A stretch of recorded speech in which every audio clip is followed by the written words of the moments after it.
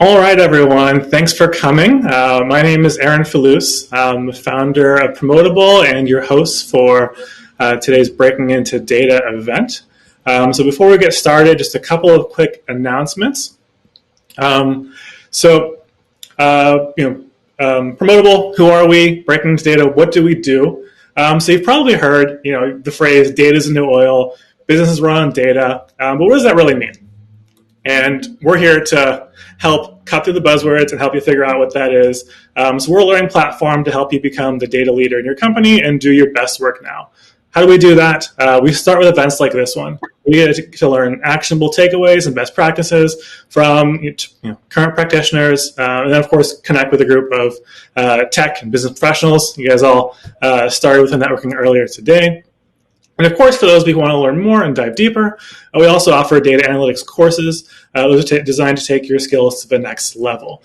So these are for people who are business professionals. You might be in marketing or product or finance or customer success. And you want to add that extra piece of data skill to help you find those insights and really drive that analysis to drive your business. And so with that, thanks again for coming. And there's a lot of places you could have been, and now you're here. So really appreciate it. Now I'd like to introduce Claudia Naticia. So she is the head of research and analytics at 5stars. And this is going to be a really interesting talk. So I'm super excited. I'm going to hand it off, Claudia. And then for everyone who's still here, I'm going to drop her deck into the chat. So you'll all have that in case it's a little bit too small. The event is going to be recorded, so if you miss anything, have to drop off or any of that, we'll shoot you over an email. You'll get that later tomorrow, the next day, with the recording. And with that, take it away. Thanks, Aaron. I'm really excited to share my topic today with everyone in this call. Just wanted to let you all know also that right after my presentation, I believe there will be an Ask Me Anything session. So feel free to stay until then and ask me anything related to research, analytics, even how to get a job in research, analytics. And with that said, I also wanted to share that my team at 5stars is hiring a senior data scientist. So if you're interested in applying to 5stars, we're an awesome fintech company based in San Francisco. Just shoot me a note on LinkedIn and I can help you get through with the application process. All right. Give me a second to share my screen. Okay. Aaron, might have you confirm if you can see my screen. You're good. I can see it. Okay, perfect. So the topic for today's presentation is how to make user metrics that matter. And even though this seems like it's a very straightforward concept, I feel like from attending a few different conferences and from looking at how a few partners that I've worked with in the past approach designing metrics for the products that they create and for the features that they ship, this is always not top of mind. It seems like the way historically we've been taught to design metrics is based on, let's say, a particular revenue goal or a particular product goal. We rarely think about the users when we actually design metrics.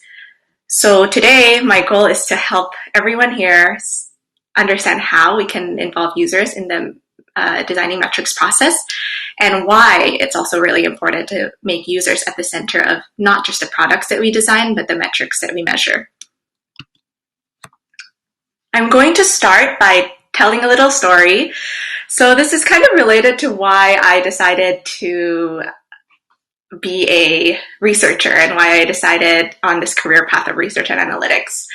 When I was much younger, I would go to remote areas in Indonesia where I grew up in. I'm Indonesian, with my mom. And my mom, the reason why we would go to these remote areas is she has this nonprofit organization that helps build communities in more remote areas of Indonesia.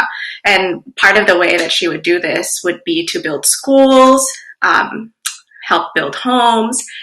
And as I was growing up, she gave me a responsibility, which was she knew that I loved reading. So she told me, why don't you fundraise and raise money to buy books and bring these books to these remote areas and just start a library there. So we chose one area for me to get started, and I fundraised a lot of money to buy these books, brought the books like over the span of a few weeks to these areas, and then eventually after a few months I went back to this one place just to see how things are going. And so when I was at that place, I went to this one house, and as I walked inside, I saw that the books that I had gave them a few months ago were being used as a table for a fan. So this family would just stack the book up and put a fan on top of it.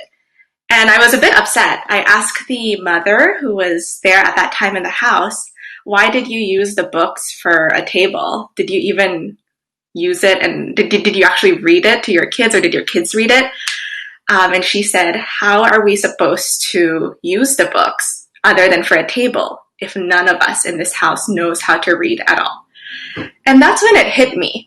The people that are actually designing solutions, like me and my mom, and even nowadays, like leading a research team in a tech company, it always dawned on me how the people designing products and designing solutions are rarely the people who actually use these solutions or products in the first place. So while we may design products that we think we would use, if we want to design products for the wider audience, for humans and for just people in general, that would be more sustainable over time, we can't just continue to think about what we think would be good for everyone else. And this is not just an issue of inclusivity, because you often hear these type of conversations on discussions of inclusivity and diversity and making sure that we design for everyone, not just for certain groups of people. I think beyond inclusivity, this is also a conversation about being strategic with the types of solutions and the types of products that you offer. Because if, let's say, you're only designing a product for millennials, or for people living in the Bay Area, people living in close cities that have more dense population where everything that you ever need is only 5 miles away, people with dogs, people with pets at homes, you are really only designing for a small set of audience that other companies are probably already thinking of similar solutions. So in our effort to be inclusive, we are also actually being very strategic. So one thing that I'd like to emphasize also, the example that I gave earlier is how I came to understand that it is really, really important, and it is the right thing to do to make users the center of our product. And for the first few years of my career, that's how I approached research. I always wanted to make sure that any organization that I work in have users at the center of every single product decision that they made. And only recently did I realize that this is only half of the story. If we make users at the center of all of our product decisions and every single product and solutions that we ship, that's just one thing. We also have to make users the center of what we measure and the center of all of our measurement solutions, because just making users the center of the product doesn't really take into account, or doesn't really give them the full fairness of being able to evaluate if our product truly does meet their needs or truly was designed for people like them. And when we're talking about making users the center of measurements, if you have come across a circumstance like this, and I'll describe it in more detail, this is when you kind of realize that maybe you're not measuring the right thing. Maybe you're really not measuring what's important to the user. So typically in organizations, this would come across as, like, let's say you have a product that is performing well based on back-end metrics that you collect through analytics. Examples of this is product uptime. Let's say your uptime is at 99%. It's 2 standard errors above usual. You feel like it's performing really well, or it's pretty stable over time, and it's a very stable product. And suddenly someone in your revenue team lets you know that a few users are actually churning and they just stopped using the product and they're canceling. And that makes you really confused because when you talk to your analytics team, or if you are the analytics team, you wonder, why are users exactly, like, why are they churning? It seems like all of the product metrics that you have, just it's performing really well. And these are the same product metrics that other larger organizations out there are measuring as well. It's not like you're measuring something that's completely different or completely out of the blue. And then you kind of get in this cycle where you don't know that it doesn't seem like you're measuring the wrong thing. So you don't know what's wrong. And you just continue to track it over time to monitor if like the metrics will eventually decline, or if it continues to be good. And then more users churn and you get even more confused. And the cycle goes on and on and on. So really curious, and maybe Aaron can do a poll. How many of you have experienced some versions of this in your organization?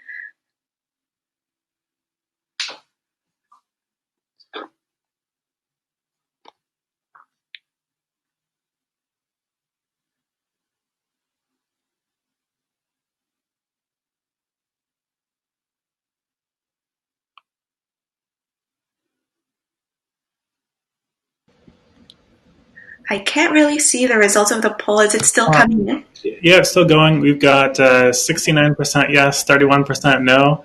If everyone else hasn't voted, get your votes in. It's always fun to watch these things move. Yeah. In the spirit of research, I love doing polls. I do them a lot on Instagram for just the most random things. Absolutely. Yeah, it looks like about 2/3 of the audience says yes and 1/3 said no. Yeah, perfect. Yeah, it's a very common problem, and we see this all the time across different industries. I go to conferences and speaking events here and there, and everyone always says, regardless of the industry, they do see some versions of this. And so when we're thinking about how we overcome problems like these, we want to make sure, in the same way we always try to involve all of our internal stakeholders. So when we're deciding whether to ship a product or whether to implement a new metric in the company, we often invite designers, product managers, people from the revenue operations team. We invite the analytics team. We invite, of course, the researchers. We invite finance. In addition to inviting and involving internal stakeholders to make the decision, we need to invite our users. We need to get them a seat at the table so they can influence our thinking when we design our metrics.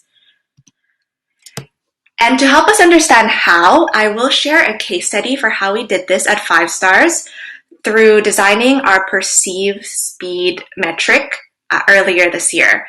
And before I get into the easy framework that we use when designing this metric, I'd like to say 2 things. The first thing is, I don't think it's enough to just design one metric that's based on user perception and think that that will move the needle on our growth goals for our organization and make our organization very strategic and successful. I think this is something that we have to collectively do whenever the opportunities arise. So of course there are some metrics like uptime that we do have to measure that we can't necessarily, it's not a self-reported metric, so we can't usually involve the users to a full capacity. Those metrics should still hold, but at the same time we need multiple metrics that are based on user perception and that we do research on, and not just one, because one is not enough to move the needle. And the second thing is, I couldn't have done this research without the help of some amazing interns that I had during the summer. The intern responsible for really running the study behind this research is Long Tran. I invited him to this event, but not sure if he's here. But anyways, interns are really, really awesome, and I would highly encourage, if you have a research or analytics team, to bring interns in and to really advocate for intern resources, just because they are coming into your organization with a fresh mind. And typically as researchers and analysts, we want to make sure that we are as impartial as possible to our product, because ultimately we are evaluating our product. And it gets really hard if you've been in the same organization year after year, because then you've known historically how this product performs, and it's really hard to get a fresh perspective, especially when you're trying to do more generative, exploratory work like designing metrics. All right, with that said, I will get started with the first part of the EASY framework, which is E for explore. So when you're thinking of designing a metric from scratch, start by exploring broad questions through running user tests, like usability tests or concept tests, so that your users can think and talk about what you hope to measure. And the best way to do this, and honestly, it's the most cheapest way, is to use an unmoderated platform like user testing or look back.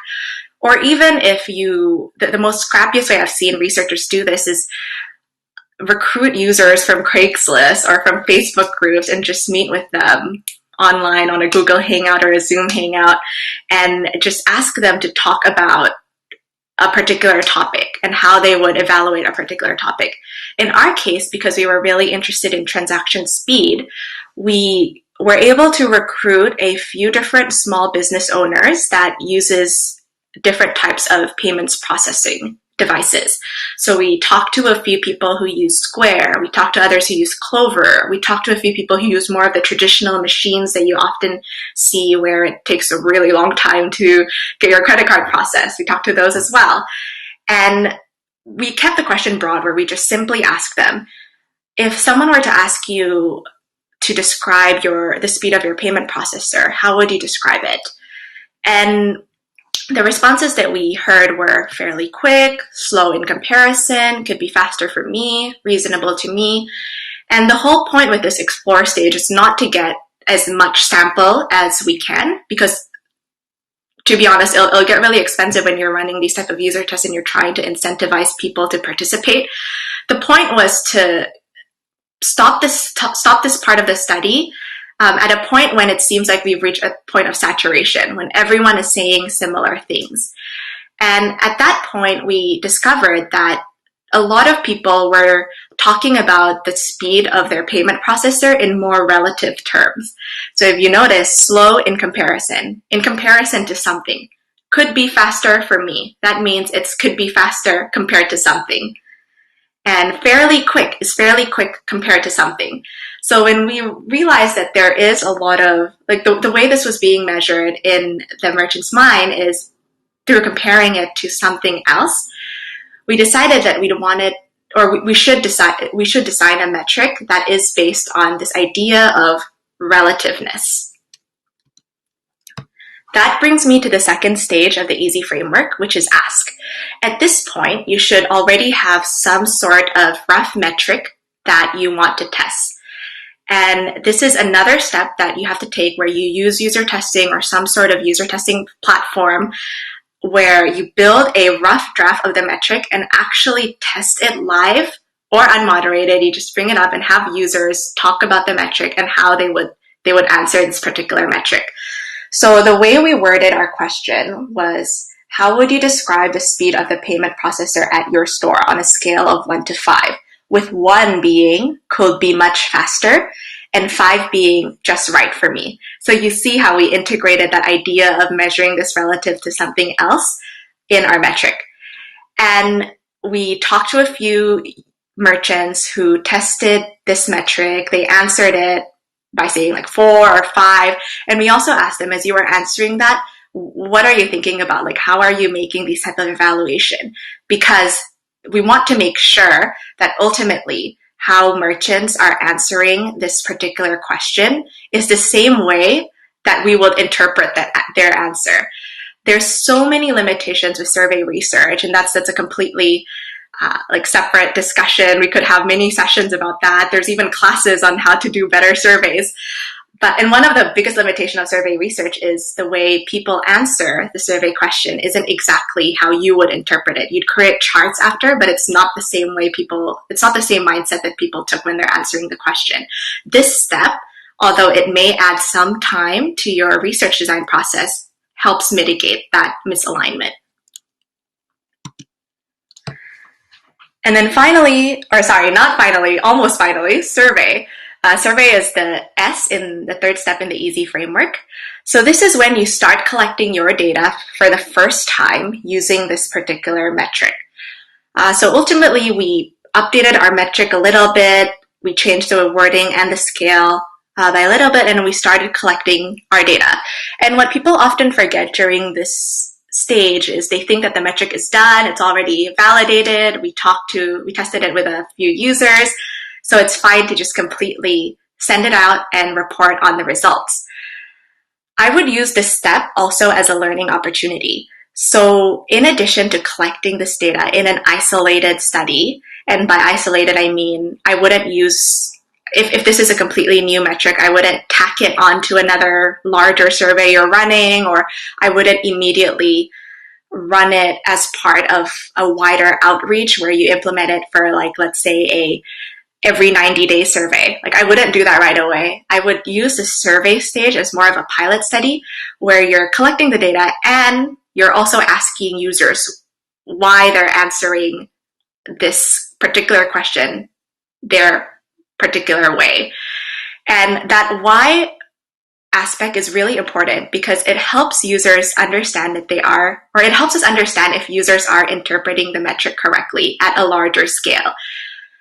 Of course, we weren't able to gain as large sample size when we tested the metric in our previous 2 rounds. This is where we can try to see if our metric is actually still asking what we hope to ask among the larger audience.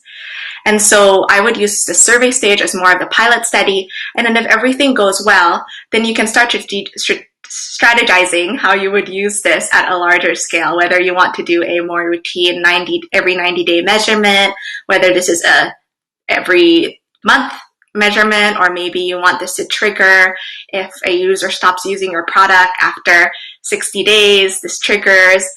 That's when you start strategizing, once you know that this metric is really, it still holds at a larger scale. And finally, if you continue to do this if you continue to do this for all of your other metrics, that's when you start yielding results. So the most amazing thing happened at 5 stars. Ever since we started validating our metrics with our users, and it's not just this perceived speed metric, like I mentioned earlier, it was a few other things, and some of the things I can't really share at the moment because we are still exploring it more. But once we started validating all of our metrics with our users, we saw huge increases in NPS, over 130%. And we also saw a reduction in churn, where we are now at net zero churn, which is a huge deal for a software as a service company, because ultimately when you are at net zero churn, you're not losing more revenue relative to the number of merchants or the number of people that sign up to start using your product.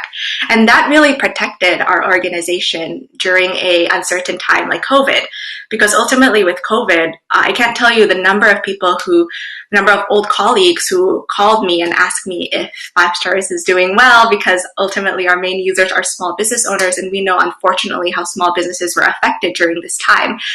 But really putting users at the center of not just what we do, but how we measure things, protected 5 stars during this time, because our users know that we really do value them, and we really value them as part of the 5 stars community, not just because they subscribe to our program, not just because they use our payments product, but because we also care about their opinion. And we also care about what they say and their opinion on how we build our product, and they actually do play a strong role in what 5 stars could become in the future. Finally, if there's one thing that I hope everyone remembers from this presentation, is we always hear the saying where you need to carve out a seat at the table and invite like cross-functional peers, invite more diverse groups of people to a seat at the table. I'd like to challenge that thinking and take a step further, especially for all of the researchers and analysts on this call. We shouldn't just invite users to a seat at the table, because that insinuates that we're inviting users to a seat at the meeting table, where we want to hear their feedback and we'll design a product according to their feedback. I think the user shouldn't just have a seat at the table. I think users should have a seat at your table. The user should also play a role as the researcher and the analyst. They should be able to influence the thinking of the researcher and the analyst. And because of that, it makes sense to want to have them just sit at your table and to play a role also in designing metrics alongside you and helping you and, of course, the rest of the organization develop greater empathy into understanding truly their world and what is part of their world. All right, that's all I have for today. Really curious to answer any questions that you might have. I'm going to stop sharing the screen, but Erin did mention that we'll share the deck on the chat, and I will just answer questions that anyone here has. Awesome. That was really, really good. And of course, I mentioned earlier, really beautiful deck. So I can't clap properly, but there we go. I'll share a couple of clap emojis too. Because I think, really, really salient points. I think we don't talk about the users enough. I mean, I think your case study is really perfect. We've got a couple questions already here.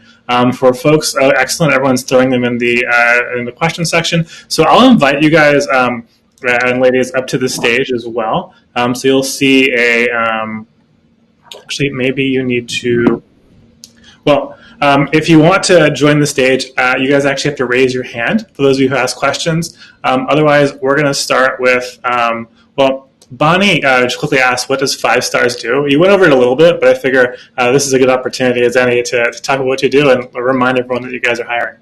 Yeah, thank you. I should have mentioned that earlier. I think if someone here is from our marketing department, they wouldn't be as pleased. But 5 Stars, we are a fintech payments company based in San Francisco. So our main audience is small businesses, and we want to make sure that small businesses are at the same level as big box retailers and Amazon. When we think about it, Amazon, big box retailers, they often have all of these tools that enable them to reach out to their customers, develop relationships with their customers, and ultimately bring customers back to the store. Small businesses don't have access, frankly, both financial access and also expertise in that type of area. So in addition to providing them our payment solution, we also have this marketing automation solution where we help these small businesses connect with their customers, continue to build a database of customers, and eventually bring customers back through promotions and loyalty programs and many other things that they can do. So yeah, we are we're mainly just in the fintech space. Awesome. And then next question that came up, Varun asked, what data mining and statistical modeling techniques do you deploy to analyze data at 5 Stars? Yeah, so we have a few things that we do. It really depends on the type of product and where it is on the life cycle. So the best way to answer this, I guess the most straightforward way would be dividing the research and analytics that we do to 2 parts. So if it's more generative work, and by generative I mean it is earlier in the stage, we're just trying to figure out what is exactly or what we as an organization should focus on, then we would use more regression modeling, and we would, I guess it really depends.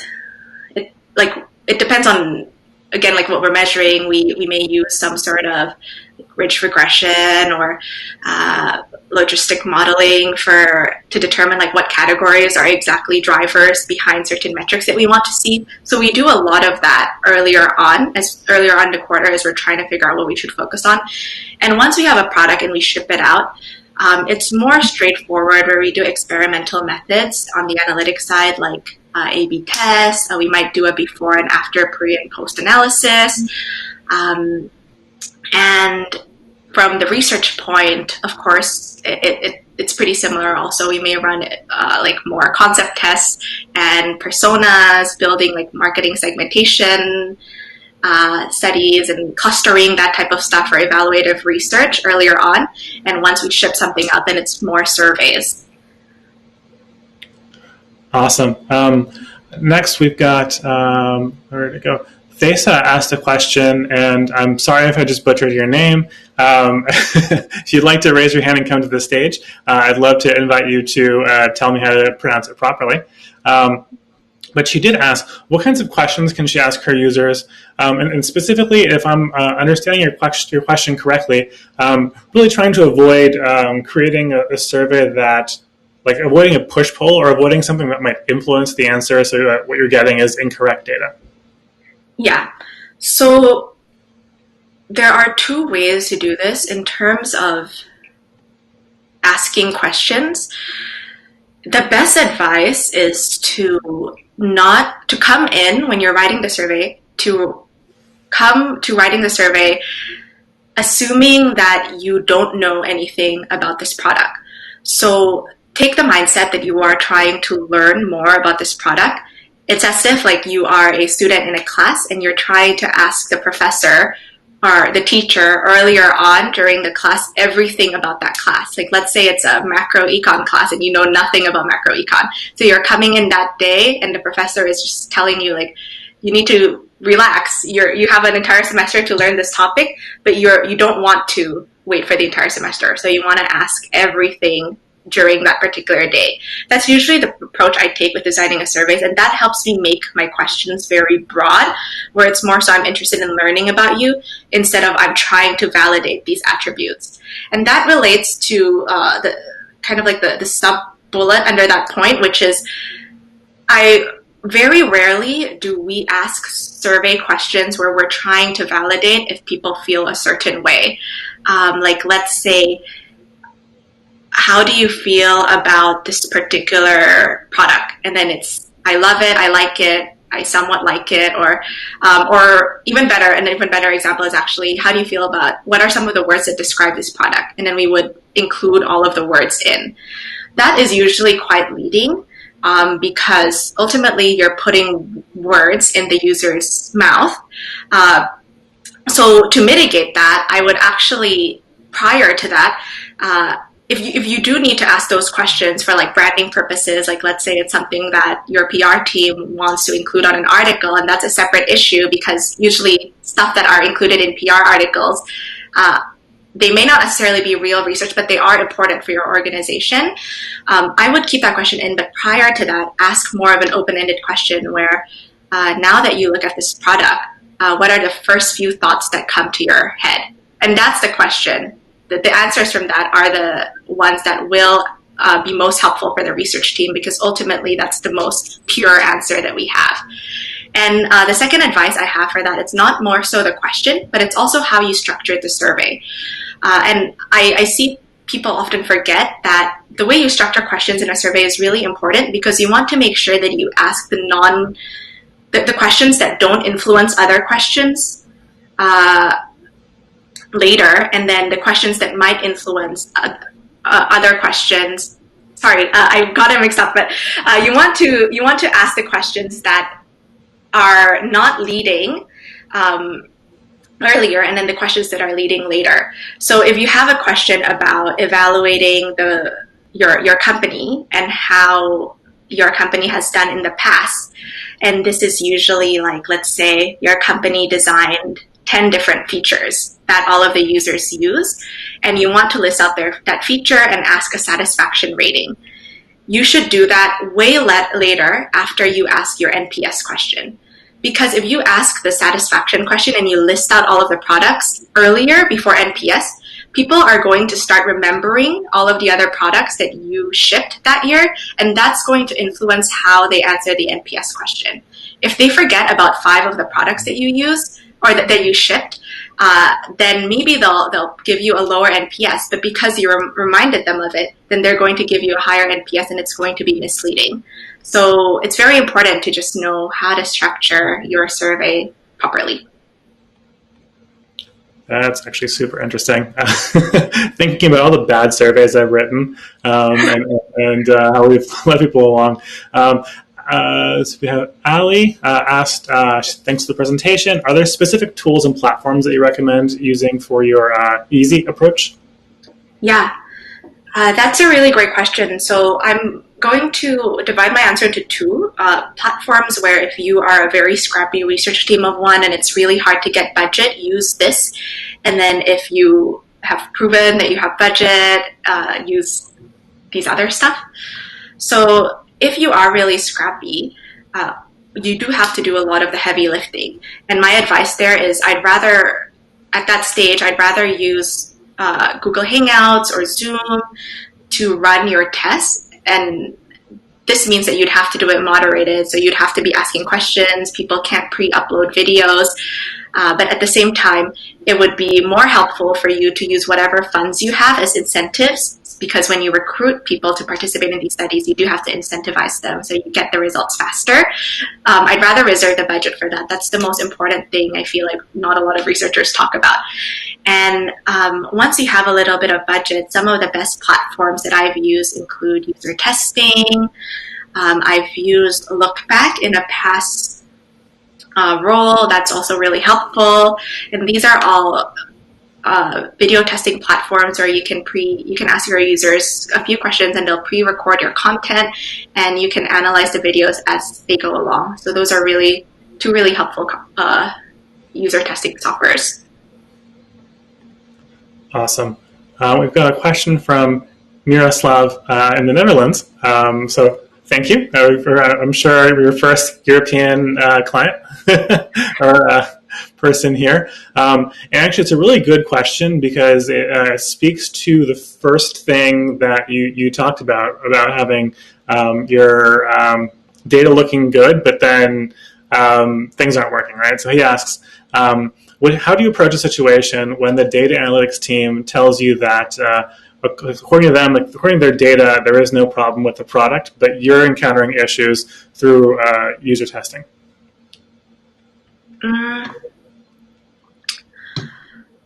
So the first thing that I would do is try to look at the user testing results and see exactly what the issues that we're experiencing is.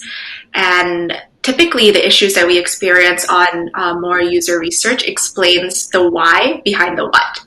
So analytics data to me tells the story of the what. Like if you see declines in, let's say, like the example that I gave, uptime. If you see declines in uptime, then you know there are declines in uptime. But the user research insights helps determine why there's a decline in uptime.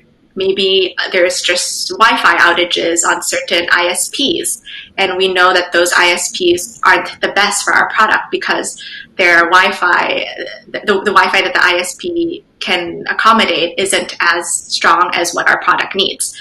So that's where the user research insights, that's how user research insights are helpful. So if the user research insight doesn't align with analytics, then my advice is to really start exploring not from the analytics standpoint, but from user research. Find out why something is happening, and then see if there's any analytics that can support that why. And if there isn't, are there ways that we can explore or pull data, run some sort of meta-analysis, pull data from different types of sources to see if that can explain the why.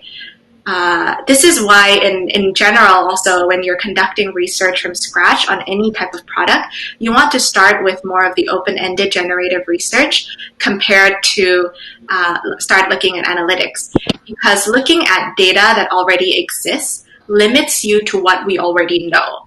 And I can talk on and on about this, but one final thing that I'll say is this also relates to why it's really important for us as researchers and analysts to dedicate time into doing some sort of user research and generating insights. Because if we are only evaluating the products that we have, or if we're only evaluating what the product managers want us to evaluate or what the marketers want us to evaluate, then every single insight that we produce will only reflect what we already know and what our organization already knows. If we're thinking about challenging the thinking of our entire organization, that comes from user research. That comes from generative insights that the analytics team might generate through data mining, through their experiments that they ran that's outside of the company's goals. So yeah, that's why exploring the why first is important to help us understand the what. Love it. That's usually my soapbox. I think for data, we forget about the why and we jump into the really cool tools and stuff. Yeah. But the why is by far the most important thing we've got. Next question. Alex, again, loves your presentation. He asked, how long do you usually spend in the pilot stage of researching the questions themselves? Yeah. So I usually spend around 2 weeks. And I think 2 weeks is actually pretty fast. The reason why we spend really quickly is because we are a startup, so we move really fast on different products and different ideas. So I've seen organizations spend up to 3 months on it and do a really solid job at exploring metrics before they ship it. But instead of time, I would just use more at what point do you get that point of saturation as a benchmark, especially if you're just starting to do this in your organization. Maybe you are exploring metrics that are far more complicated than what we are doing at 5 stars, just because maybe the nature of your product, like if you're in healthcare, it's way more complicated than payments, in my opinion. So you'd have to explore more tricky metrics that may take time to reach that point of saturation. So I just test it out first to see what's right for what you're doing. Awesome. And here's a curiosity of mine as well, given your background. Nitish asked, what is the most, in your opinion anyway, the most important data viz tool available right now? This is a really great question. I don't know if anyone in my team is here, but I've been trying to introduce this one tool that one of our VCs actually introduced to me during a conversation. And I feel like if someone from my team is here, they'd probably say like, oh, she hasn't really introduced it to us. But I hope to do it very soon. That's one of my goals for this quarter. It's this tool called Dovetail. So if anyone here has used it before, feel free maybe to drop a comment on the chat regarding how you've used it. But the cool thing that I think that platform has is the ability to instead of just citing, like you saw during my presentation, when I wanted to cite quotes from particular users, I would just use quotation marks. What this tool does is it can automatically showcase at what point during the video do all of your users from all of the history of running user studies actually say a particular thing. And I think these type of user videos at the moment are just more powerful than charts, because we've seen so many charts that shows increases and decreases, and it's one thing for a chart to show that a product is decreasing, but if you send that chart to a product manager and engineer and they think that their product is decreasing, they'll come up with a solution and they'll try to do what you need them to do. But if you actually show them videos of users failing to use the product, or one of the most empathetic moment I had was when I saw an older person who was she was I believe she was like partially visually impaired. When I saw her at this bakery trying to use our product and she couldn't use it and she abandoned it halfway, and I got that on video and I showed that on our team, that is way more powerful than any usage decline chart. That really does mobilize your team to want to find a solution for these type of users. So I think any type of visualization tool that can integrate videos and users actually experiencing the product is so powerful nowadays, and it can help set you apart from other researchers and analysts that only relies on charts. That is really cool. Absolutely love it. Let's move that one to, here we go. This is actually going to be potentially similar. Alejandra asked, how do you organize the outcomes of your research so that it's democratically accessible, or using software to tag the notes? Yeah. So we do a few things. And I'm also going to answer it with one other thing that another researcher I met at a conference did. I'll actually answer her way first, and then I'll answer my way. So this other researcher, she would set time up at the end of the week to do a podcast, record herself in a podcast, like a 5 to 7 minute podcast of all of the research insights that the team was able to gather. I don't think it's like per week, because that's too fast. Not sure what the cadence is, but then the organization made a mandate for everyone to listen to the podcast. And I feel like it's a very clever way of getting people to really, across all organizations, to really listen to all of your research insights. But what we do at 5 stars, and I feel like we could be better than this, is what has been really helpful is creating a research repository, where the way we structured a research repository is based on what's helpful or based on the individual organization's OKRs. So we know marketing is really interested in pricing. Instead of categorizing our studies where it's like, this is consumer research, this is merchant research, and this is Q1 stuff, Q2 stuff, we based search and our categorization on like what's really important for certain teams. So if marketing really wants to look at pricing, they can just search for anything under pricing. And we know that for ops, what's really important is onboarding and efficiency. We have a category for that as well. And that category constantly changes depending on what we know is like individual organizations' OKRs for that particular quarter. And the final thing I'd say about this is Dovetail is also a really, really great platform for research organization. And one of the reasons why I really want to use this platform is for the first time ever for user research and analytics insights, you are actually able to almost Google something on the Dovetail platform.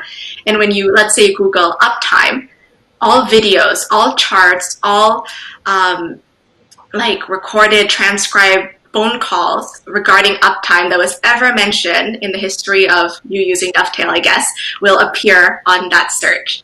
So it's really, really awesome, and it can just really help everyone be able to find data and use it with ease. Awesome. Okay, we've got a couple more questions, and then we'll move on to networking afterwards. We've got a question from Padma, and she's asking, this is an interesting question.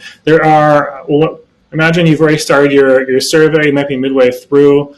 She's asking, like, is it possible to add a new metric into that without corrupting the old data or messing up the survey? So I would think it is possible, but the question that you should really ask yourself is why are you adding that metric?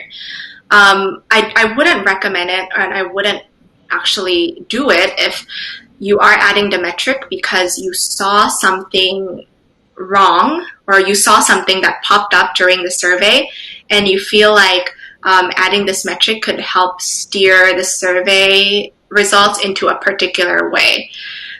Because then at that point, you're almost cherry picking the data and cherry picking the feedback that you hope to receive from your users. An example of this is, let's say you have a question that explores, or you have a survey that explores branding, and then halfway through the survey, your marketing team realizes that none of the survey answers align with what they hope to achieve through the branding and the ads campaign they've invested in. And then they want you to add another way to describe the branding that can potentially resonate more. I wouldn't do that because at that point you're, cherry picking. But if you made an error where you forgot to include a survey question or you forgot to include an answer option, then you can always include that question in, keeping in mind that of course you'd want to recruit more sample and not just have 20 users respond to that. And you'd have to weigh the results later on and do a few data cleaning to make sure that it's still sound. Yeah, excellent. Okay, and final question of the night. Bonnie is asking if you use any AL or AI or ML in your analysis or your research design. Yeah, so we do some ML work at 5 Stars. And one of the biggest way we do it, there's two things that we do, or one thing that we are doing and one thing that I hope to do in the future. So the thing that we are doing is we want to understand what type of promotions are most impactful for our merchants, right? Because ultimately our users are our merchants, but at the same time they have customers, and part of our product is to help merchants engage their customers, bring them back to their store, and to get new customers also from our payments and marketing automation program. Because of that, we need to make sure that we're advising merchants to create promotions that are actually effective. And that's how we use ML. Like we collect all of these data on promotions. We try to find promotions that actually work well for particular verticals. So what works well for food is different than what works well for like retail. And then we would recommend promotions to our merchants based on what works well for them. And then the second way I hope we could continue to use ML is through making better personas and making better segmentation.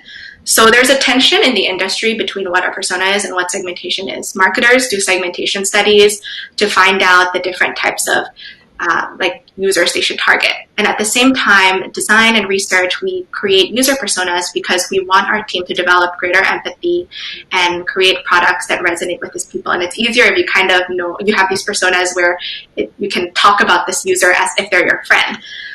Both of those, I feel like, could align, and ML can really help that and can help predict how these personas and these segmentations would change. Because, let's be real, like we change all the time. My husband tells me I change every single day. I make like these pronouncements where I'm going to do this, and then the next day I hate that.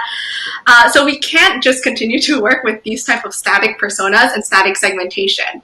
And I've seen historically that ML can help predict changes in user behavior and ultimately create more dynamic segmentation and help our products grow as our users grow and evolve as well. Awesome. And for the final question of the night, I'm going to go ahead and invite Padma to the stage. Here we go.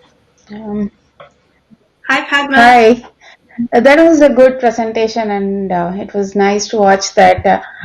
My question was, once you add, after you do the survey and get the user's input, and how do you add the metric to the existing data which is already there? It would be a new feature that is added to the existing data. So how difficult it is to integrate that to the existing and then go further, do further analytics on that?